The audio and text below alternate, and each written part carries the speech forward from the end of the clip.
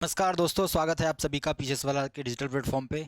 आपको जानकर खुशी होगी कि हम कॉन्स्टिट्यूशन की जो सीरीज़ है उसे भी लेके आ गए हैं, क्योंकि टारगेट 100 जो सीरीज़ चल रही है उसमें पॉलिटी के साथ साथ इन्वायरमेंट, ज्योग्राफी, हिस्ट्री सारे सब्जेक्ट कवर किए जाएंगे। तो आज जो सेकंड स्टेप है, यानी हिस्ट्री के बाद जो दूसरा सब्जेक्ट हम लॉन्च करने जा रहे हैं वो है पॉलिटी। आप पॉलिटी की इस क्लास को देखने के बाद हमें अपने रिव्यू जरूर दीजिएगा। साथ ही जितने लोग पीसीएस के अलावा अदर एग्ज़ाम की भी प्रिपरेशन में लगे हुए हैं वो सभी इससे फ़ायदा ले सकते हैं।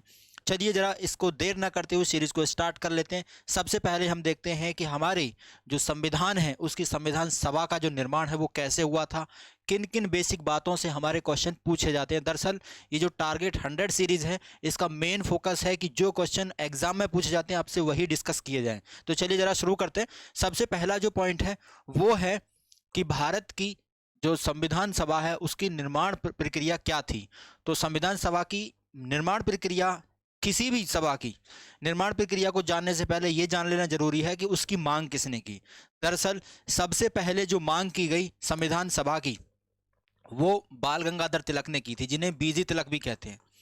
बीजी तिलक। तो बीजी तिलक ने 1895 में जब अधिवेशन हो रहा था, कांग्रेस अधिवेशन, तो उसमें मूल अधिकारों की बात कही थी। मूल अधिकारों के आधार पर उन्होंने संविधान की मांग भी करी थी। तो सबसे पहले संविधान की मांग करने वाले व्यक्ति कौन थे? तो बाल गंगाधर तिलक।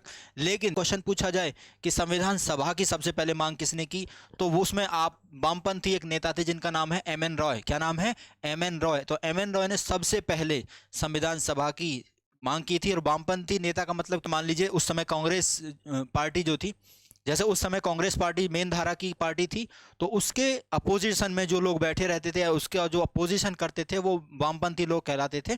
तो वामपंथी नेता थे एम एन रॉय।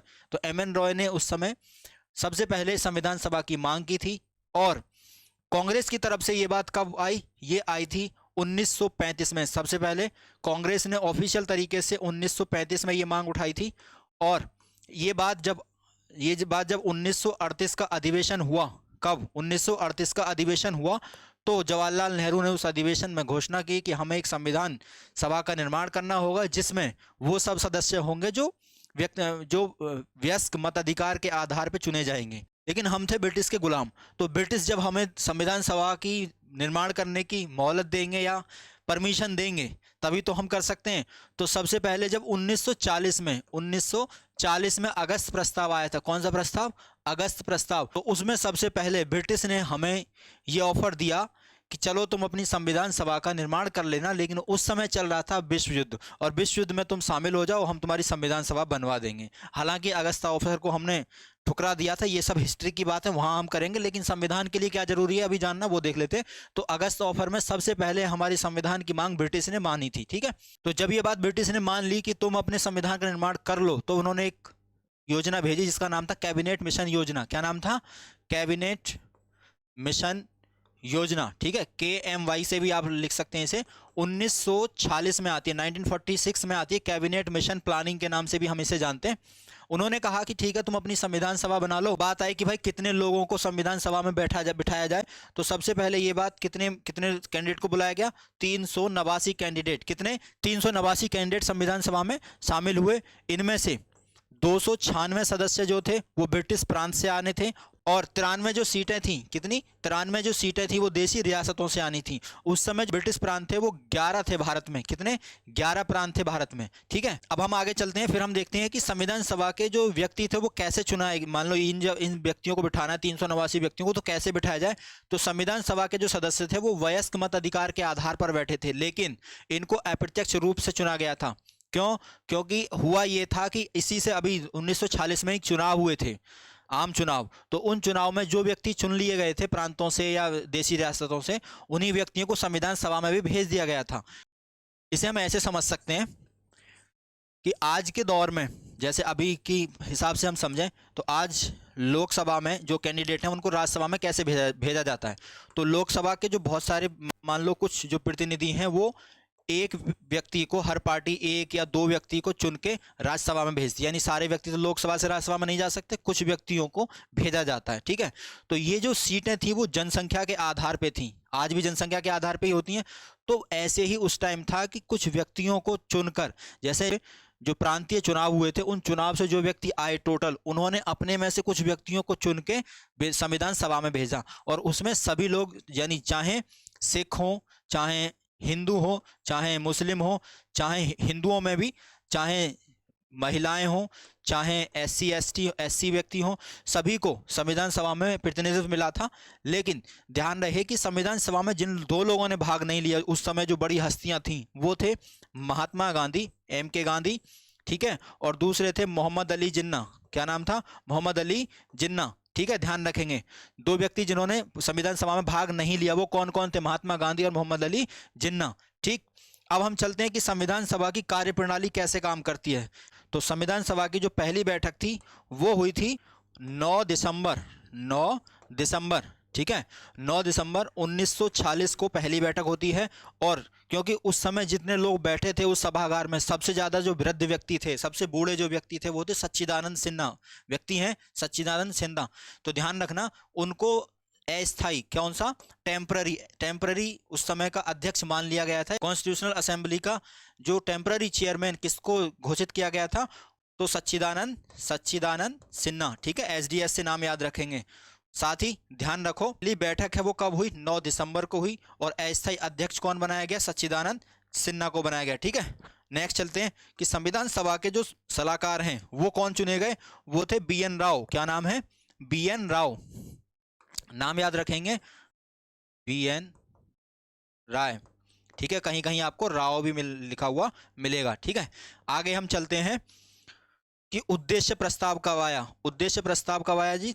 13 दिसंबर 1946 को, और इसी दिन दूसरी बैठक हुई थी संविधान सभा की, और जो अस्थायी अध्यक्ष बने थे सच्चिदानंद सिन्हा, उनकी जगह पे जो स्थायी अध्यक्ष हैं हमारे डॉक्टर राजेंद्र प्रसाद, यानी संविधान सभा की स्थायी अध्यक्ष यदि पूछे तो क्या आंसर देना है आपको? राजेंद्र प्रसाद। अस्थायी पूछे तो आपको क्या आंसर देना है? सच्चिदानंद सिन्हा। क्लियर है? अब हम आगे चलते हैं। उद्देश्य प्रस्ताव कब आया? 13 दिसंबर को। कौन लेके आया? इसे लेके आए थे जवाहरलाल नेहरू, पंडित जवाहरलाल नेहरू। ठीक है, JLN से आप याद रख लेंगे। और ये कहाँ से लिया था इन्होंने? US से कॉपी किया था, कि US का जो उद्देश्य प्रस्ताव है, we the people of USA, United State of America, वहीं से लाए थे हम भारत के लोग। ठीक है, हम भारत के लोग, भारत को संपूर्ण प्रभुत्व संपन्न समाजवादी संपन्न निरपेक्ष ... बहुत सारी प्रस्तावना है, पूरी सुनाने का टाइम भी नहीं है, पूरा कंप्लीट कर लेते हैं।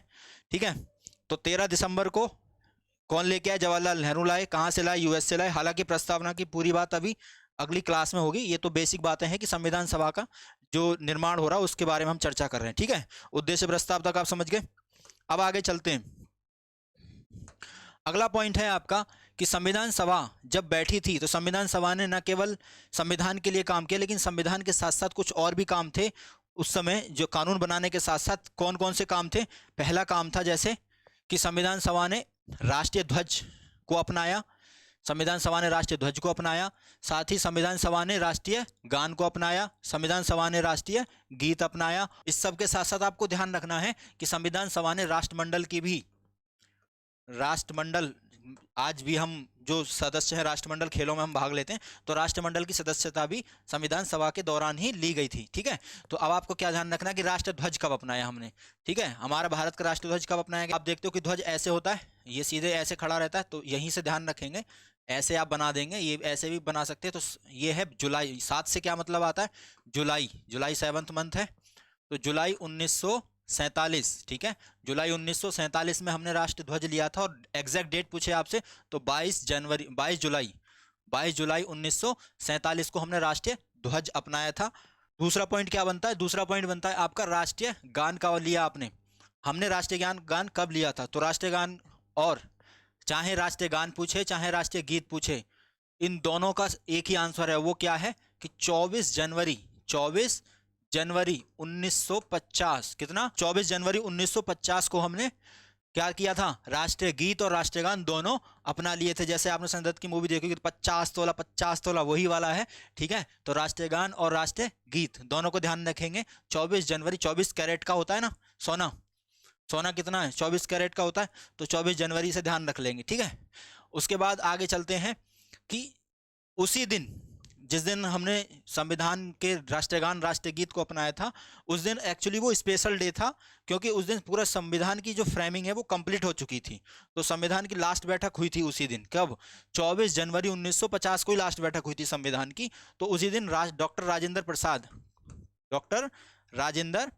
प्रसाद को प्रेसिडेंट या राष्ट्रपति बना दिया गया था, ठीक है, ध्यान रखेंगे। और साथ ही साथ हमें ध्यान रखना है कि 1950 से पहले मई 1949 में हमने राष्ट्रमंडल की सदस्यता भी ले ली थी। कब, मई 1949, ठीक है।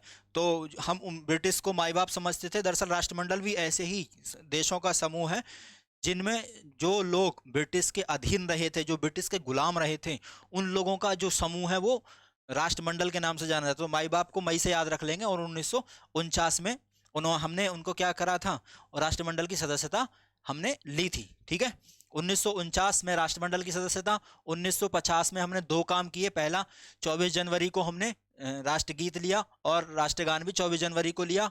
और एक काम और किया कि डॉक्टर राजेंद्र प्रसाद को भी प्रेसिडेंट इसी समय बनाया गया था। अब समय की बात करें कि कितना समय लगा संविधान को बनाने में, तो संविधान को बनाने में जैसा आप सब जानते हो 2 साल 11 माह और 18 दिन का समय लगा। कितना, 2 साल 11 माह और 18 दिन। कितने, 2 साल 11 माह और 18 दिन, 18 दिन, ठीक है। और टोटल 11 बैठकें इसमें चली। कितनी बैठकें, 11 बैठक हुई थी, 11 बैठक, ठीक है, क्लियर है, ध्यान रहेगा। और आपको मैं बता दूं कि सबसे बड़ी बात यह है कि आपने सुना होगा कि संविधान जो है वो 26 नवंबर 1949, कब, 26 नवंबर 1949, ठीक है, 1949 को बनकर तैयार हो गया था। लेकिन लागू कब किया, 26 जनवरी 1950। कब, 1950। ऐसा क्यों था, ऐसा इसलिए था क्योंकि 1929 में जब रावी नदी के तट पे जो सम्मेलन हुआ था, उसमें हमने घोषणा कर दी थी, मतलब जवाहरलाल नेहरू ने घोषणा कर दी थी कि 26 जनवरी 1930 को हम पहला स्वतंत्रता दिवस मनाएंगे। लेकिन स्वतंत्रता तो हमें 1947 में मिल गई थी।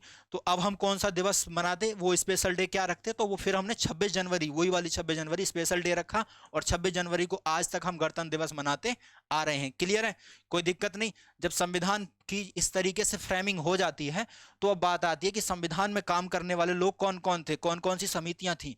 तो उन समितियों के माध्यम से इन्होंने काम किया था। उन समितियों के नाम आप जान लो। जैसे आज आप देखते हैं कि संविधान में बहुत सारे चीजें दे रखी हैं। कौन कौन सी चीजें दे रखी हैं, आपने देखा होगा कि मूल अधिकार दिए हैं, ठीक है। संविधान में बहुत सारे नियम दिए हैं। नियम मतलब संसद चलाने के नियम होते हैं उसी में। साथ ही संविधान में संघ की बात की गई है, प्रांत की बात की गई है, ठीक है, और राज्यों की बात की गई है। तो इन सब को एक समितियों के माध्यम से शामिल किया गया था। तो हम देख लेते हैं कौन सी समिति कहाँ थी, ठीक है। तो सबसे बड़ी बात है कि मूल अधिकारों पे समिति, जो समिति थी 2 भागों में बांटी गई थी। एक थी मूल अधिकारों पर उप समिति और दूसरी थी मुख्य समिति। जो उप समिति थी उसके तो अध्यक्ष बनाए जेबी कृपलानी, ठीक है। उप समिति के अध्यक्ष कौन बनाए, जेबी कृपलानी को बनाया, ठीक है। उप से आप ऐसे याद रख सकते हैं, उप वैसे भी अपने आप में आधा ही शब्द होता है। उप मतलब आप कोई काम, जैसे मान लीजिए उप दीवान है या उप कलेक्टर हैं, तो उप का मतलब है कि आप वो कंप्लीट नहीं हुए हैं। तो कृपलानी भी अभी कंप्लीट नहीं है, यहां से ले लीजिए, ठीक है। तो उप समिति के अध्यक्ष कौन है, जेबी कृपलानी। दरअसल क्या है कि एग्जाम को क्रैक करने के लिए आपको चीजें एक दूसरे की फॉर्म में सिंक्रोनाइज करनी पड़ती है, कनेक्ट करनी पड़ती है, तभी आपको वो एग्जाम तक पहुंचती है। तो आपको ध्यान रखना है कि जेबी कृपलानी कहां से उठाओगे, उप समिति ऑफ फंडामेंटल राइट, ठीक है। उसके बाद अल्पसंख्यक की उप समिति, वो कौन है, एच.सी. मुखर्जी। अल्पसंख्यकों की बात करने वाले कौन थे, एच.सी. मुखर्जी। और उस उप समिति के अध्यक्ष रहे एच.सी. मुखर्जी, ठीक है। फिर इसमें जो फंडामेंटल राइट के में जो मुख्य अध्यक्ष रहे, तो अब वो कौन थे, वो थे बाल गंगाधर तिलक। कौन से, बाल गंगाधर तिलक, बीजी तिलक। आगे चलते हैं नियम समिति। आपको पता है कि घर में नियम कौन बनाता है, घर में नियम सबसे बड़े ही बनाते हैं। तो संविधान सभा में जो सबसे बड़े थे वो कौन थे, वहां के अध्यक्ष, अध्यक्ष कौन थे, राजेंद्र प्रसाद। तो नियम समिति के अध्यक्ष भी राजेंद्र प्रसाद ही रहे। साथ ही जो संविधान में जो राज्यों को शामिल कर रहे थे, उसके साथ साथ संविधान में संघ कैसा चलेगा, जो सरकार को चलाने में मुख्य नेता कौन थे, जवाहरलाल नेहरू। तो मुख्य सरकार को चलाने वाले जो व्यक्ति होते हैं वो संघ के अंडर ही आते हैं, यानी पूरे जो भारत है उसको चलाने के लिए एक संघ सरकार नियुक्त की जाती है। आज भी जैसे पीएम मोदी की जो सरकार है वो संघ की सरकार है, इसी तरीके से वहाँ तब के जो प्राइम मिनिस्टर थे वो कौन थे, जवाहरलाल नेहरू। तो संघ समिति के अध्यक्ष भी कौन होंगे, जवाहरलाल नेहरू। साथ ही हम देखें तो जो समिति संघ को चलाएगी वही समिति संविधान को भी चलाएगी। तो संघ संविधान को चलाने वाली समिति के जो अध्यक्ष हैं वो कौन थे, वो भी जवाहरलाल नेहरू ही थे। साथ ही आपको ध्यान रखना है कि जो प्रांत थे, क्योंकि ब्रिटिश भारत में टोटल कितने प्रांत थे, 11 प्रांत थे उस समय। ब्रिटिश भारत में 11 प्रांत थे जो ब्रिटिश के अधीन थे, वो बाद में भारतीय प्रांत बने। तो ऐसे प्रांतों के अलावा भी बहुत सारी रियासतें भी थीं।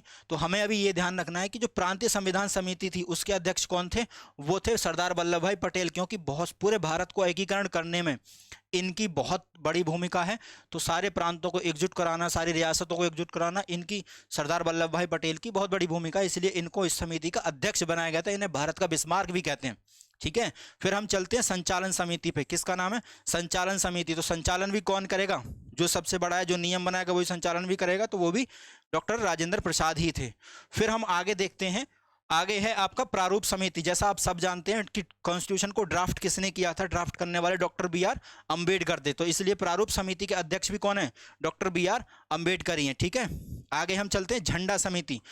जो लोग मूल अधिकार की बात कर रहे हैं वो झंडे की भी बात करेंगे, वो उनका एक अपना झंडा होना चाहिए। तो उसी तरीके से आप याद रख सकते हैं कि झंडा समिति के जो अध्यक्ष हैं वही मूल अधिकार की उप समिति के अध्यक्ष रहे हैं। तो झंडा समिति के अध्यक्ष कौन है, जे.बी. कृपलानी। ठीक है, आगे हम बात करेंगे। नेक्स्ट है परामर्श समिति। परामर्श समिति कौन है, सरदार वल्लभ भाई पटेल। उन्हीं से सब परामर्श लेते थे कि भाई कैसे कैसे भारत को एकीकरण करना है, इन सब के बारे में उन्हीं से चर्चा की जाती थी। सरदार वल्लभ भाई पटेल को ही लिया गया था। फिर राज्यों की जो समिति उन्हें उनमें कौन रहेगा, भाई राज्यों पे कैसे शासन करना है, क्या करना है, वो सब बात करने वाले शासन कौन थे, जवाहरलाल नेहरू। तो राज्य समिति में किसे रखा गया, जवाहरलाल नेहरू को। क्लियर है। फिर हम चलते हैं सर्वोच्च न्यायालय समिति। सर्वोच्च न्यायालय समिति कौन थे, ये दरअसल पढ़े लिखे लोग ही होते हैं, खतरनाक वाले। तो इस तरीके के इनके नाम भी खतरनाक वाले होते हैं। तो एस वारदाचार्य, ठीक है, एस वारदाचार्य इनका नाम है, एस वारदाचार्य। ठीक है, तो ये कौन थे, सर्वोच्च न्यायालय समिति थी। ठीक है, नेक्स्ट चलते हैं कि प्रारूप जो समिति बनी थी, जिसे ड्राफ्टिंग समिति भी कहते हैं, प्रारूप समिति का गठन किया गया था 29 अगस्त, कितना, 29 अगस्त 1947, 29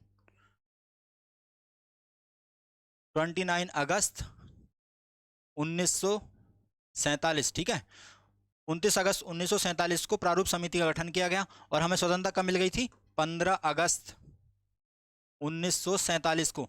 अब इस समिति में कितने लोग थे, प्रारूप समिति में या ड्राफ्टिंग कमेटी में, वो टोटल 7 लोग थे। लेकिन आपको ध्यान रखना है कि टोटल समितियां कितनी बनाई गई थी संविधान में, 8 बड़ी समितियां थी। कितनी समितियां थी, 8 बड़ी समितियां थी, 8 ध्यान रखना। ठीक है, फिर हम देखें कि प्रारूप समिति के सदस्य कौन थे। तो सदस्य टोटल 7 सदस्य थे। उनके नाम याद कैसे रखेंगे, ये तो आपको याद ही होगा कि डॉक्टर बी.आर. अंबेडकर प्रारूप समिति के अध्यक्ष थे। लेकिन बाकी के नाम कैसे याद रखेंगे, तो देखो ऐसे याद रख सकते हैं, अय्यर अयंगर। ठीक है, राइमिंग में याद रखेंगे, ए से अय्यर अयंगर हो जाएंगे। दूसरे याद कौन रखेंगे, मुंशी माधव, 2 नाम याद हो जाएंगे, मुंशी एंड माधव। आगे हमें याद कैसे रखेंगे, कृष्णा और मोहम्मद। ठीक है, कृष्णा और मोहम्मद ध्यान रख सकते हैं इसे। कृष्णा और मोहम्मद क्या हैं, दोनों एक दूसरे के भगवान के या ईश्वर के नाम है। मुस्लिम उन्हीं को मोहम्मद कहते हैं, हम उनको कृष्णा कहते हैं। कृष्णा और मोहम्मद, ऐसे ही मुंशी माधव और अय्यर और अयंगर, ये हो गए। ठीक है, और अंबेडकर को आप जानते हो, तो 7 नाम आपको याद हो जाएंगे। अब इसमें बेसिक बात याद रख लो कि माधव जो थे वो आए थे बी.एल. मित्र को, माधव की क्या आए थे, मित्रता निभाने। तो बी.एल. मित्र की जगह पे कौन आए, माधव। और कृष्णमचारी किसकी जगह पे आए थे, वो खैतान की जगह पे आए थे, डी.पी. खैतान की जगह पे। ठीक है, कृष्णमचारी डी.पी. खैतान की जगह पे आए थे। आपको ध्यान रखना है कि दोनों जगह जो सब्स्टिट्यूट है वो कृष्णा के नाम से, चाहे यहाँ कृष्णा हो चाहे यहाँ माधव हो, चाहे कृष्ण का हो या माधव, बात तो एक ही है। ठीक है, तो दोनों में एक दूसरे की क्या है, ये सब्स्टिट्यूट के जगह ही बन के आए थे। ध्यान रखेंगे। तो माधव BL मित्र की जगह पे, कृष्णमचारी DP खेतान की जगह पे। क्लियर, आगे चलते हैं।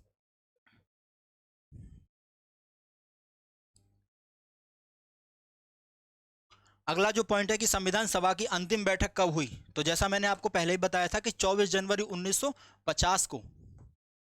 तो 1950 आपको ध्यान रखना है, 1950, 24 जनवरी 1950 को। मैं ये भी बताया था मैंने 11 बैठकें हुई थी, और उसी दिन संविधान सभा में डॉक्टर राजेंद्र प्रसाद को क्या मान लिया था, भारत का राष्ट्रपति चुन लिया गया था। क्लियर है। नेक्स्ट है कि डॉक्टर अंबेडकर ने संविधान सभा में 4 नवंबर को, कब, एक क्वेश्चन ये भी पूछा जाता है कि डॉक्टर अंबेडकर ने संविधान सभा में जो संविधान का अंतिम प्रारूप है वो कब पेश किया था, तो ध्यान रखेंगे 4 नवंबर 1948 को ही डॉक्टर भीमराव अंबेडकर ने संविधान सभा में प्रारूप जो है हमारे संविधान का वो पेश कर दिया था।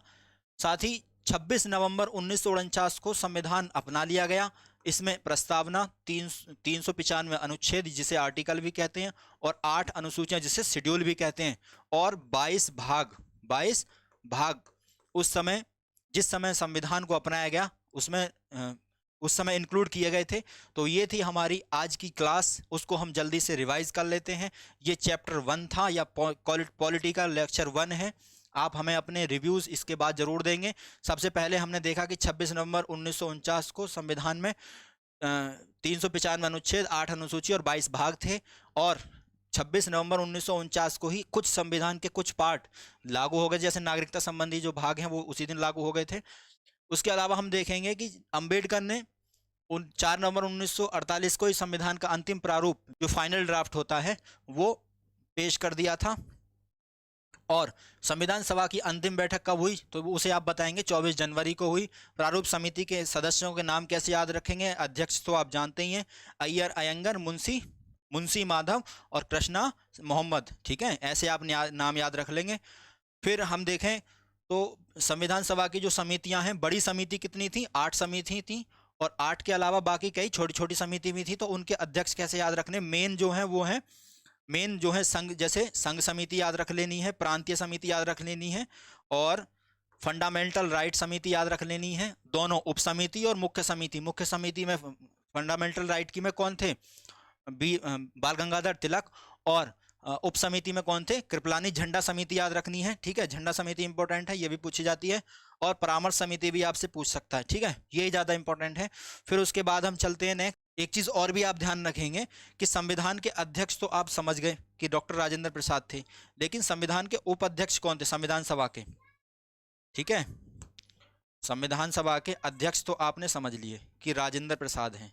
ठीक है, लेकिन आप उप अध्यक्ष भी तो बनाया गया था, तो उप अध्यक्ष कौन थे, उप अध्यक्ष जो थे वो थे HC मुखर्जी। कौन, HC मुखर्जी। ठीक है, अब आप कैसे याद रखेंगे कि सिविल सर्विसेज की प्रिपरेशन 2 ही जगह होती है मेनली दिल्ली में, कहाँ, या तो मुखर्जी नगर में या राजेंद्र प्लेस पे। तो ध्यान रख लेंगे मुखर्जी और राजेंद्र। ठीक है, सिविल सर्विसेज के लिए तो आप पढ़ रहे हैं, या छोटी मोटी जो जॉब के लिए पढ़ रहे हैं उसमें भी तो सिविल ही सर्विसेज होती है। कोई भी एक जॉब ही आप ज्वाइन करेंगे, सिविल का मतलब होता है नागरिक, सर्विस मतलब सेवा, आप नागरिक की सेवा के लिए तो आ रहे हैं।